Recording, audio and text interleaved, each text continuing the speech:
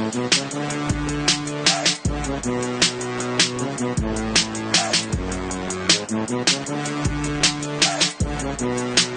you for tuning in to the Earnestly podcast. I'm your host, of course. I'm your master of ceremonies, Ernest EJ Christian, coming to you on a Thursday afternoon. Actually, it's funny, I was going to say live, but I'm actually not live because this is a pre-recorded podcast where we dropped after I finished recording it. So I'm not live, actually, technically. So, whatever. No blabbing there. Number one, I need a new MacBook Pro. So if somebody listens to this podcast wants to donate $2,000, even $1,000 to me, I'm okay with that, please. I need a new MacBook Pro. This thing is now 8 years old. It's moving slow. And it took me about almost an hour before I got this thing working until I could actually record every time. Speaking of which, I've been really, really bad lately. Now, I can't say I've been bad.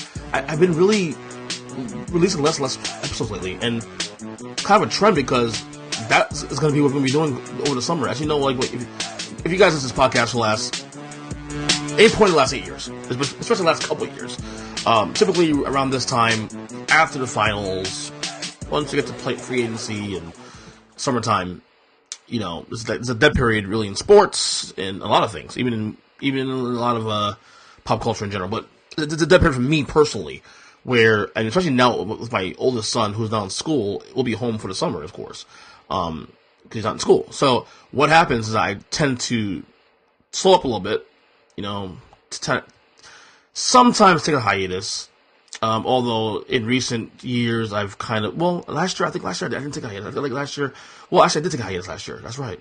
Not sure I'll do it this year or not. I like to do at least one podcast a week, at least, during the summer. That's why I think I'm starting to record a lot more, evergreen episodes, you will, that doesn't matter when I put it out, as long as it's out there, in the hat, or in the, what's the term they use in media, in digital media, long as it's in the safe, whatever the fuck it, I don't know what it means, but anyway, hypothetically, I would like to continue putting out material, even though I'm not actually doing any podcasts, in the event I take 2 weeks off or whatever. I actually take a couple weeks off, normally between the end of July and early August, before we get to the NFL. As you know, a lot of these shows lately have not really been sports-centric. I mean, I've discussed sports on the show, but not really as much as I do, because I gotta be honest with you, I've been kind of burnt out on sports in general. Not sports, but I think sports radio, and anything related to sports media, the last couple of weeks. This is the same old contrived bullshit. But we'll get to that. I have a section of, my thoughts on that, which I'll get to in a second. But yeah, I need a new MacBook Pro, and soon. But I got a lot of cool products down the pike coming up soon. But I've been binging a lot lately. I've been in a really, really big binge mood these days. My wife and we actually just watched the Ted Bundy documentary. Actually, not just a documentary; it's a movie. It's a movie on Netflix starring Zac Efron. And then there's a 3-part documentary, which we started. We finished part 1. We got to finish 2 and 3. I think sometime this weekend we'll find time. That's kind of one of the problems her and I have, is that, as I said in the past, that we made sacrifices in terms of our schedule. With our, in terms of, we're lucky in a lot of ways that both our jobs don't require us to have to get a daycare or a babysitter to pay money out of the ass. You guys know, you guys are parents. If you guys are parents, listen to this podcast, you guys know that obviously it's a pretty penny to get somebody to watch your kids just to go to work or anything in general. If you need a babysitter or a daycare, it's a lot of fucking money. It's a lot of money. Sorry, water. So, we're lucky and we're blessed in a lot of ways that we don't need to do that. But we do sacrifice. And one of the things we sacrifice is time. We don't have a day off together at all. Now, we have mornings together and certain nights together. And once in a while, I'll sacrifice a day of work, or she will, to spend time together. But it works out pretty good, actually, for the most part. But we don't have a day off together. So we sacrifice a lot of time, to make sure we have this situation where we don't have to pay for daycare or babysitter. But we got luck lately, and in lieu of me, as I said last week on the podcast, having one foot in the water in the NBA playoffs, her and I have started going back to one of our passions. Her and I are big binging,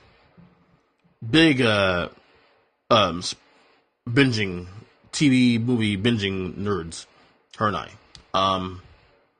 And it's something that her and I want to say a passion, but it's something we bonded on early on in the relationship. We were never, even when we were younger, we were never big on going out a lot to clubbing and bar hopping. We never, like, I go to bars, but I go to bars specifically watch a game with certain friends. That's about it. But other than that, you've never seen a bar every night, none of that stuff. She was the same way. She never did the clubbing, even when we started dating early on. That was never our bag.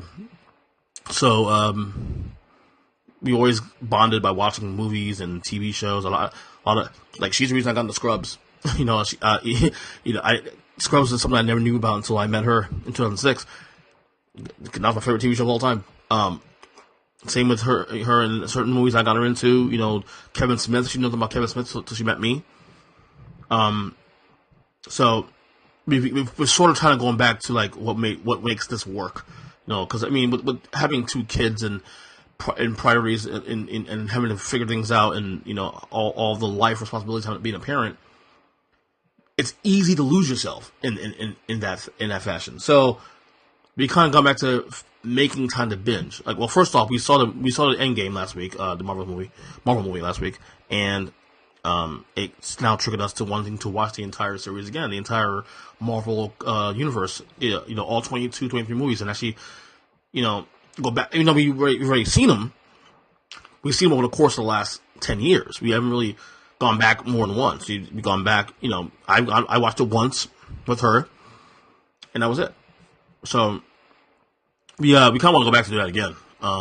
But anyway, so we decided on Tuesday. I came from work early on Tuesday night, and we decided to watch the Ted Bundy movie because first off, it's been talked about a lot over the course of the last couple weeks. Number two, for me, James Hetfield, who's also the frontman for Metallica, my favorite band in the whole entire world, is in the movie. Makes a cameo in the movie. He has like 2 lines in there, and he plays a sheriff that books Bundy in jail. I can't remember what year at the time, but it's a little piece, and for that 2 lines he did, I think it was really, really good. I can see James, actually acting in the future. I really can see him do that. Anyway, so we saw the Ted Bundy movie, and I mean, I've heard mixed reviews of the movie too from people because a couple of my friends of mine said it was good. Some of my friends of mine said it was actually, they were a little disappointed. They thought it would be more than what they got. But the movie was based on the perspective of Ted Bundy's ex-girlfriend, who, obviously still alive. She was never threatened by Bundy. At least in the book, she was never aware of his lifestyle, his other side of life of being a fucking sociopath, murderous, rapist. We want to call it. Although she was the one that called the police initially, because when the case of missing girls came up in her hometown, and she saw the sketch, she looked like the sketch looked like him, like Ted Bundy. So in the event, her having a daughter, being uber aware, she turned in his name and whatnot, and that's it. And according to her perspective to the movie, he never knew that until the day before he died. He got executed in the electric chair in 1989. So I thought the movie was good. I thought Zac Efron played was really, really good. So well, I think that I would consider him for a nominee, at the very least, a nominee for the Oscars. I thought him and his role. First of all, part of the fascination about Ted Bundy is the fact that Ted Bundy is the good-looking guy, charmer, but and in fact, there's a fascination about him. He was his own lawyer for a little while too when of his trials. He had quite a few trials actually. He went through court cases, we call it. But women were pretty fascinated by him because he was by their standards, a good-looking guy. So you need to have that kind of, you need to find an actor who can fit that role to sell that role of being a sociopath, rapist, killer, sell that as well as being a charming dude. And Zac Efron definitely hit all four corners of that. He definitely did a good job on that one. So I think he should be considered for an Oscar based on this. I mean, look, it's early, obviously, in Oscars before we even get to movies, but I think definitely he should be at least considered. But the movie was, we watched the movie. I thought it was good. It wasn't great. It was good. I went through the whole thing, 2 hours. And then we started the documentary, on the tapes of that a journalist, had got of Bundy in jail over. Now I started part one. I finished part one already. So it started in 1980. I'm not sure how long these tapes go for in terms of what years it covered. I'm not sure is it a tapes for many years, just 1980 after he was jailed for the murders in Florida. But I enjoyed it. The documentary is actually a lot better than the movie, in my opinion, because the documentary pretty much covers the whole spectrum, and it also has Ted Bundy's thoughts. So you can probably the biggest thing about the Ted Bundy thing, and obviously the reason why this is out now because this year's the 30th anniversary of his death. Although I gotta be honest, I always feel uncomfortable about people and about companies and media types rather glorifying these evil sadistic pieces of shit. And Ted Bundy was that. Ted Bundy was and he confessed that he killed many girls. So it's not like I'm making this up and there's evidence that he didn't do this. He said he confessed that he's done this before. So it's out there. So I feel comfortable saying that. Talking about this in a way where we're glorifying it. But the psychology of it is actually pretty interesting, though. If anything, the psychology is the most interesting part of this whole dynamic of Ted Bundy. I've always been fascinated by the story of Ted Bundy, more so than what would make somebody who seems kind of normal. He was actually involved in Republican politics a little while too. I mean, one of the things you learn about in this movie is that you realize that he's actually more involved in other things outside of law. Cause he was also studying to be a lawyer. He's involved in politics and whatnot. So maybe I don't know if that played a part in why he felt the way he did about women. Because all the victims he had were women. That is some scary shit. But again, it's definitely recommended for me to you to watch this. Obviously, we can. I thought the movie was good. I don't think it's the greatest movie in the world, but I think it's definitely something worth watching. Netflix has quite a few good stuff. So I've been in this mood to binge a lot of stuff lately because I haven't done so in a long time, and I think my wife and I, we tend to bond a lot on that kind of in that kind of way. So the Ted Bundy movie, of course, worth watching as well as the documentary. I started part one. I'm gonna probably start part two. Probably, I don't know, because she works late tonight after recording. I work tomorrow night. Saturday gonna be out all day with birthday parties and stuff and baby showers, and then so probably Saturday night, maybe next time we can probably watch part 2 or part 3. So we'll see what happens there. Also, recently I've been on a big Megadeth binge. Some of you guys already know I'm a big metalhead. I love hard rock. Megadeth is one of my favorite bands on the entire planet. Obviously my top 5: Metallica, Queen, Seven Dust, Fear Factory, and Megadeth. Megadeth, obviously led by Dave Mustaine, who was originally the original guitar player, lead guitar player for Metallica, and he was unceremoniously fired in 1983, shortly before the band released the first album, Kill 'Em All. Now Megadeth obviously was born about a year later, released the first album in 85. They are still together now, although not the same members. They've gone through a lot of member changes through the years, but Dave Mustaine has persevered. I have always said that even though I'm a bigger Metallica fan, which is definitely the case, I would dare say that Dave Mustaine by himself is probably more talented than any of the members of Metallica. Now, I prefer Metallica's music, but Megadeth is actually in that conversation for me too. I actually love the material they put out in recent years, of course, too. Dave Mustaine has persevered. I admired just him being able to still I mean, it's got to be hard being Dave Mustaine and having to see the success of Metallica being the biggest band in the world, and not certainly the biggest band in the genre, of course, the last 30 years, and seeing the success they've done after being that band. And while Megadeth has had success of their own, is nowhere close to Metallica's success. I mean, Megadeth sold. I looked at some numbers recently. Megadeth has actually sold a lot of records. They've sold 40 million records over the last 30-something years, which in this genre is amazing. You know, it's not very few bands can do what Metallica's done. Pretty much none.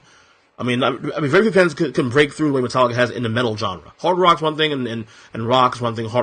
Mainstream rock's one thing. But to be a metal band and to sell them many records that Metallica sold, that's an anomaly in a lot of ways. For Megadeth to sell as much as they have in the course of 30 years, it's amazing too. So I've always admired Dave Mustaine being able to still, despite whatever hard feelings he may have towards James Hetfield and Lars Ulrich for how things were handled when he got fired in '83. I still admire the fact that he can still, he can still maintain to have his own thing going. Again, it's not Metallica, but Megadeth is amazing. And so I've been going through their discography a lot lately too, especially the stuff in the middle of their run. One of their albums that gets really panned a lot is the Risk album that came out in 1999. And this is kind of Megadeth going to that little more of a mainstream edge to some degree. At least that's what it was trying to do. But the record got panned. But I've been listening to that record a lot lately too. The Risk album. That album. My favorite album of theirs actually is The System Has Failed. That was the 2004 album, his first album back from the injury. But remember, in 2002, he hurt his wrist or his arm, and it threatened his career because he couldn't play guitar. But thankfully, he was able to come back a couple years later, and he put out this album in 2004, The System Has Failed, which I love. It's a favorite record, like I said. I saw them live, I think, the year after that, touring for that record, which was amazing. I thought they were incredible.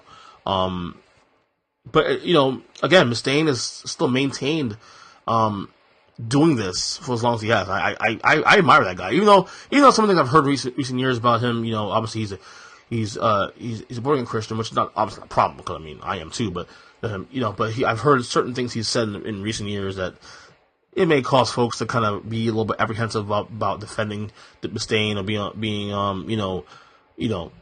close to his work, but, he means, I think he means well. I think overall, I admire the fact that he's very transparent about how he believes politically and whatnot. He's open about his politics and whatnot. I may disagree with some of the politics to some degree, but hey, it is what it is. I'm all for transparency. As long as it doesn't hurt anybody, I'm okay with it. I really am. So, on top of the show today, I mentioned that, I've kind of been giving sports radio a break, kind of getting over sports. Not sports necessarily, because I'm much of the playoffs, obviously, so I'm not cutting out. But I've kind of been over traditional sports radio for the last couple of weeks. And not just sports radio, but sports TV as well, too, like the First Takes of the world and all that stuff. So much I actually started deleting, unsubscribing to some of the podcasts I listen to on a daily basis that are sports radio shows. It's obviously this is a temporary thing. I'll probably go back to it at some point on the road. But I kind of got to a point, I think a couple weeks ago, where I got so sick of hearing contrived arguments.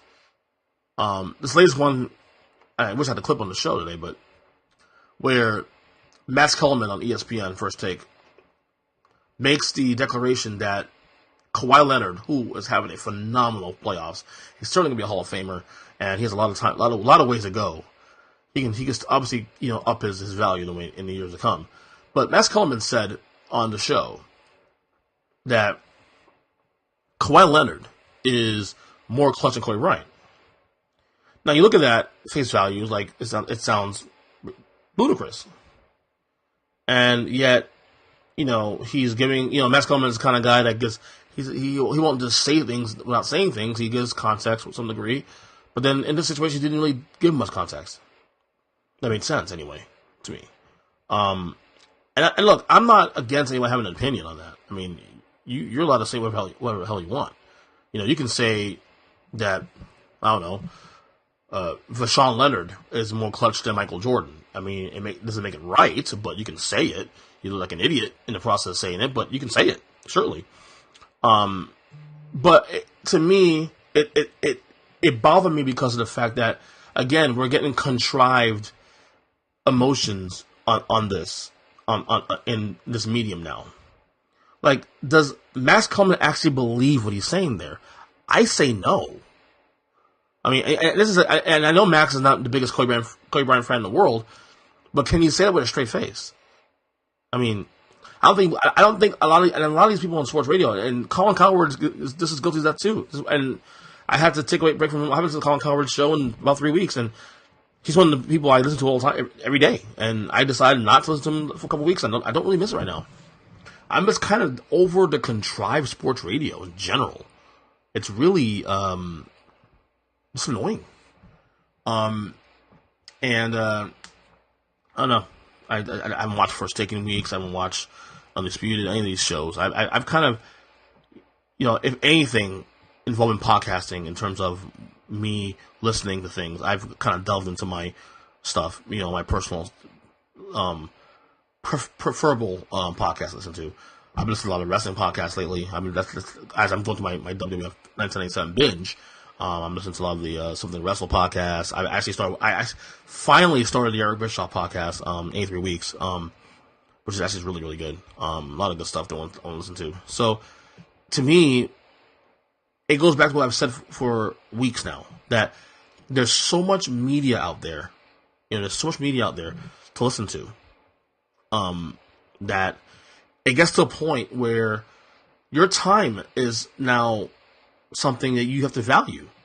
So, am I going to waste my time listening to content from people that are saying things or declaring things that they don't even believe themselves? That's kind of how I'm taking it now. So, would I rather listen to a podcast from people that are giving you information that you may not know, that you're learning from, or listen to, talking heads out there who are saying things they don't even believe? That's kind of where I'm at now with this whole thing.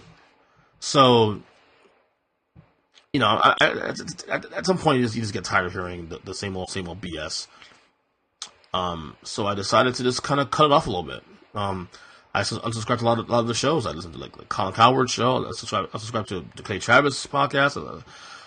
I hate to say it, even Lebertar's podcast. I stopped for a while. Not because I don't want to listen to Lebertar, because I still have his Southview Sessions podcast. By the way, his stuff on Southview Sessions is phenomenal. His interviews is phenomenal. His interview with Stan Van Gundy was amazing last week, and Chris Bosh too. But as a whole, I just kind of got tired of the day to day for a little while. Now I'll jump into it a little bit at some point. But right now in the moment, it was too much.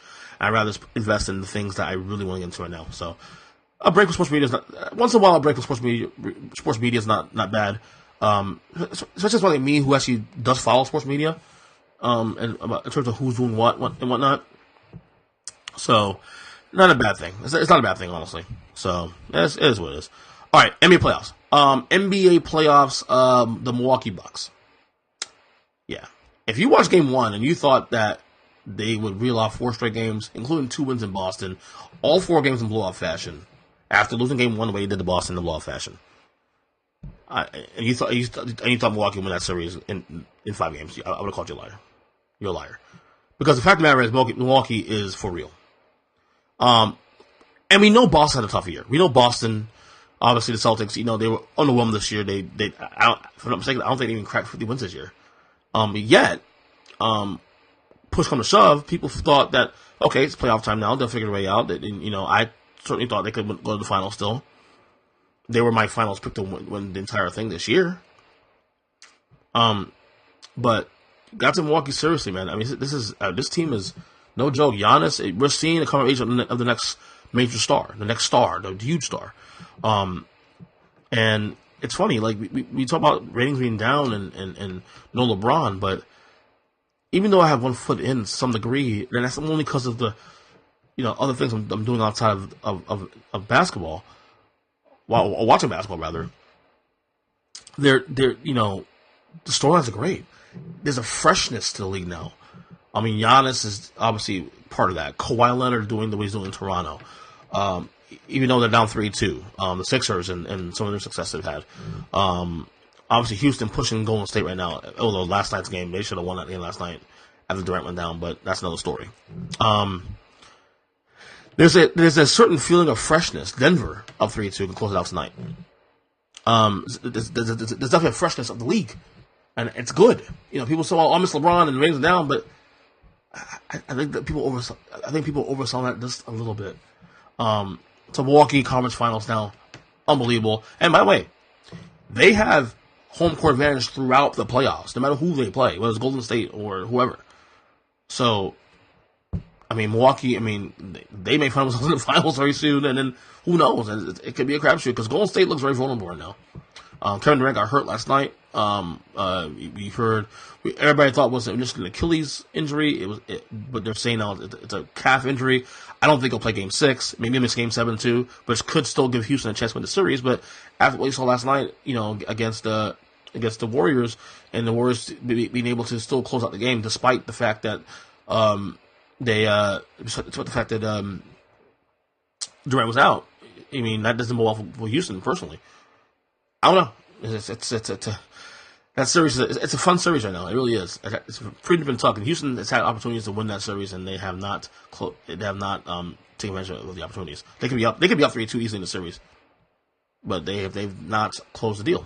So, Denver and Portland, of course. Denver, again, this is a fun series too to watch. A lot of people aren't talking about it because it's obviously not sexy as the other series, but Denver up 3-2. Jokic has come of age. That Denver team is fun to watch, man. People say they're not fun to watch. I disagree. I think Denver is fun to watch. I just think people need to kind of, appreciate what they're doing. They're playing team basketball. Jokic is having a phenomenal playoffs. Jamal Murray is really good. Paul Millsap's been balling. So I don't know. People need to just kind of appreciate what's going on here, man. What's the other series I missed here? I'm missing one more series. I said Philly and Toronto. That's Game 6 tonight, I believe. We'll see. I think Toronto closes out. I had Toronto 6 for the series started. I think Philadelphia. I think their soul was taken in Game 5. But that's how I personally feel. I think it's over tonight. So, before I go, a couple of announcements. I am announcing right now. We have 2 podcasts we're going to be launching here on this network, on our Earnestly Podcast Network, which is actually, to be honest, it's not even an official network that I promote. We just happen to have multiple shows under my account, but we're going to make it a little bit of a network. We're going to grow something here out of this right now. So I'm launching 2 podcasts this coming summer, or maybe even sooner than that. One is a wrestling podcast with me, Mike the Squid, and our good friend Joe Lopez. His best friend Joe Lopez. They actually started the show last year. They did an episode last year, which actually you can find on iTunes, on Stitcher Radio, also on Earnestly Media, Earnestly.net. But they never did any other shows after that. They did one episode. I believe it was covering Tuesday in Texas. Now, the premise of the podcast, number one, is going to be us doing. It's kind of similar to what you see done with Something to Wrestle and other podcasts that's been wrestling podcasts that have been huge over the course of the last couple of years. Looking back at events, and now, granted, the people who are covering it then have more access to the events that happened. Like obviously Bruce Pritchard worked with WWF for many years, so he was able to get perspective from his angle. We're on the outside, obviously. We're kind of like a couple parties away so we're going to kind of look back at some of the events. The show won't be 3 hours long, like those shows are. Way shorter than that, obviously. But we're going to have a podcast where we're going to delve into certain events that we want to cover, whether it be a King of the Ring, it could be a SummerSlam, WrestleMania, whatever it may be. And we'll just give our perspective on those events, watching those shows, and kind of give our thoughts on the industry, then how we feel about it now, in hindsight, and all that. So that's the one podcast we're doing. That show's called This Day in Wrestling. I'll be on again. It's already available on iTunes, which we'll start dropping episodes probably in a couple coming weeks. Most likely late May, early June. I told the guys that I'll be ready to do the show once I'm done with my Game of Thrones weekly pods. The other one is very special to me. This is one I'm actually even more excited about than anything I'm doing. My wife and I, Lauren, actually are going to be launching a podcast. Now, we have teased this for years now. So I know you guys have heard this show before in the past, and you heard this, that, you said in the past you start a show with your wife, you never did it. But we really are doing it now. We really are going to do it. It's going to be a topic-centric show where we touch on anything, any and everything. Whether it be movie reviews, TV show reviews, thoughts on specific subjects, whether it be parenting or financial or whatever we want to talk about as a couple. We're going to give our perspective as a couple. It is a little bit of a light into our marriage to some degree. We may get personal to some degree. We'll see. But it's something that her and I have discussed doing now, and I think she's now ready to do it.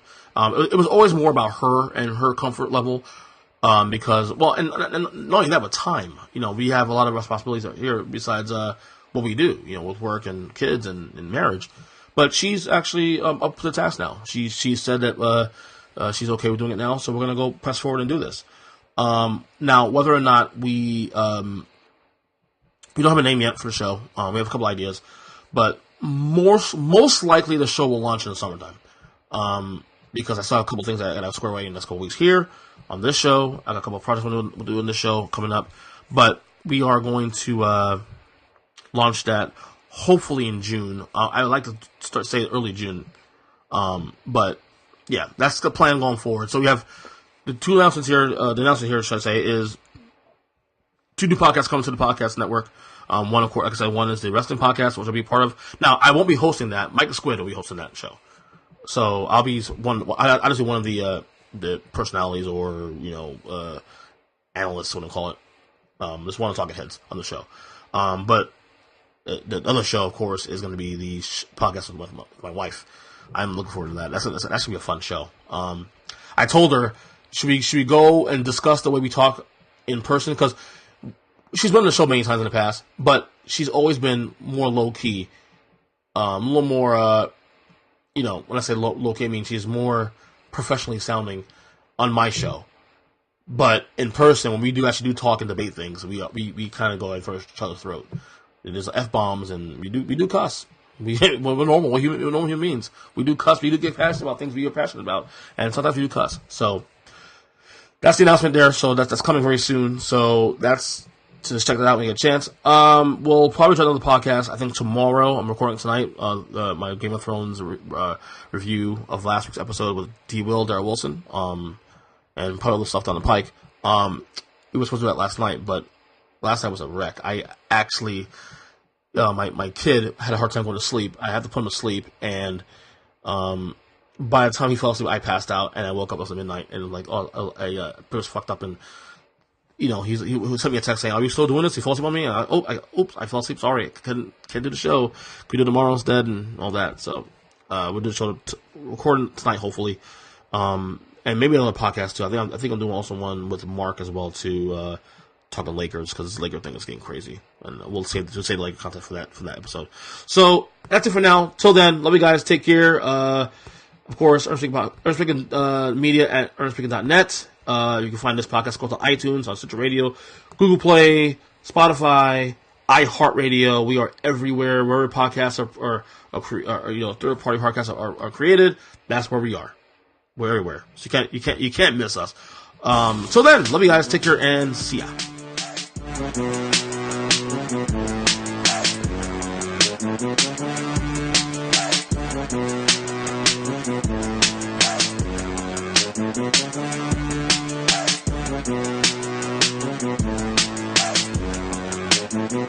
you.